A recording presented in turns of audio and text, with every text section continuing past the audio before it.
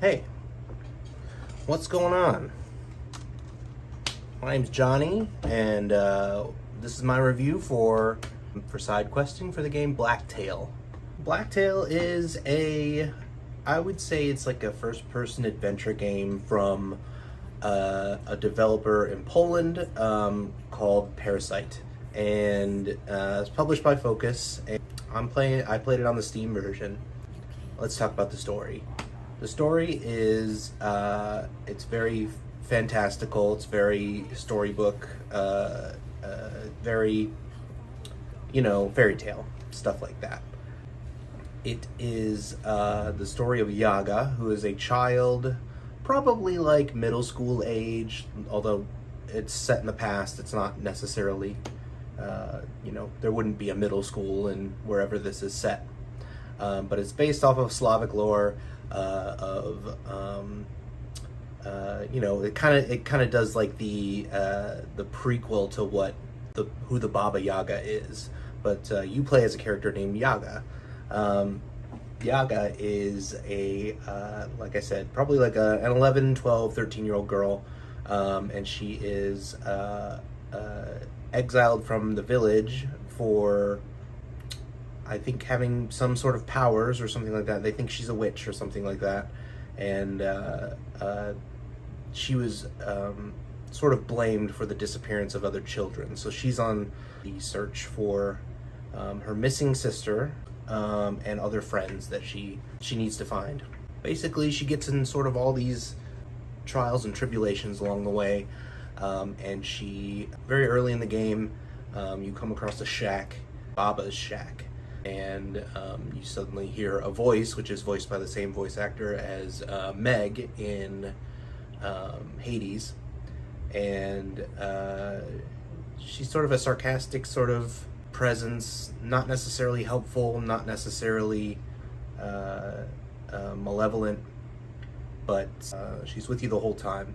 And I should mention that the voice actor for Yaga is the same voice actor as Edith Finch in What Remains of Edith Finch. So the voice acting is extremely good in this game. I really, really like the voice acting. In fact, I think it's probably the best part of this game is the acting. That being said, the combat in the game, you have a bow and arrow, and you have various magical powers that you gain over time. You unlock through the course of the game.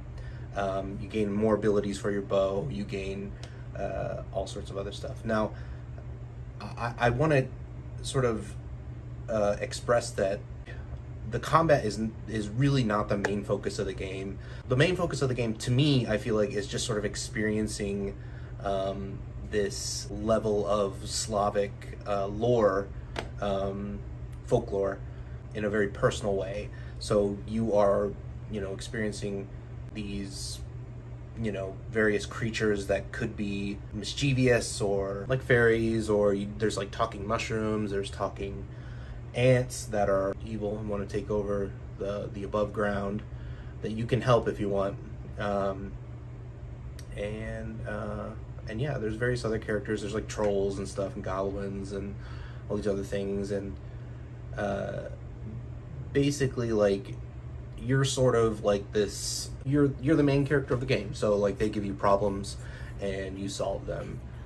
It is fairly linear. There is an open world map, but as far as like gameplay goes, there's a skill tree for magic and skill tree for your bow, skill tree for other traversal abilities like dashing, video game stuff. The other part of the gameplay, which is sort of like tied into the story gameplay, is that there's a one-axis good and evil system. So, and various things that you do during the game affect how good or evil you are, and it affects the ending of the game too. We've seen this stuff before. I think it's good for what it is, but it can be a little confusing at times. I remember in the very first part of the game, a character said that she was hungry and she needed meat to eat. So I was like, okay. So I went and shot a bird, and that was considered an evil act. I was like, oh, I guess evil and I went to go and pick up like any sort of meat or something that may have dropped.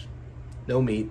The birds exist to drop feathers and also to make you more evil if you shoot them. So don't shoot the birds if you want to be a good person in the game. There's other acts that you can do. You can shoot apples off of trees so that raccoons can eat them. That's a good deed. Refusing to help the ant that wants to take over the above ground.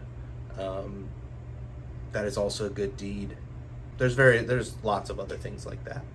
What it does well, it does pretty good.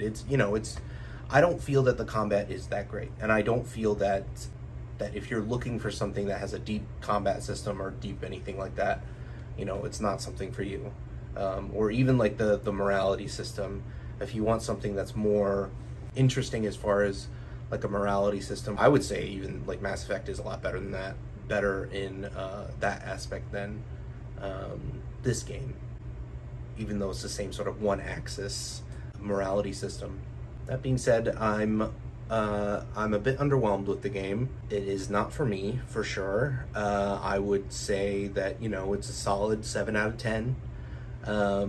It's got its audience. I feel like it's got its audience, and the people who want to experience this sort of Alice in Wonderland type of fantasy story that is confusing, and like confusing for the main character, and also like fantastical and whimsical, that sort of